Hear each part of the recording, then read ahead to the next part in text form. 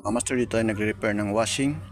So sa connection ng mga kapasitor at kasa ito, kung nagpalit kayo is kailangan alam nyo yung diagram ng bawat isa at kasa yung kapasitor value at kasa color coding.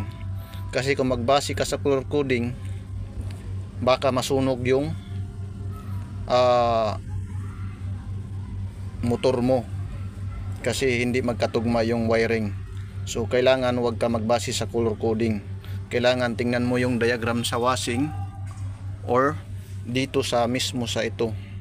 Kasi ang sabi dito 9.UF. So blue at ka sa yellow. So pagdating naman dito blue at ka sa red.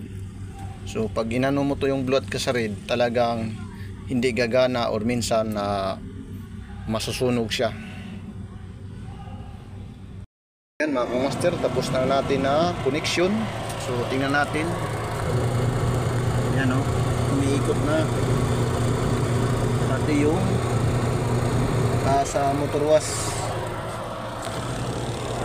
Yan o.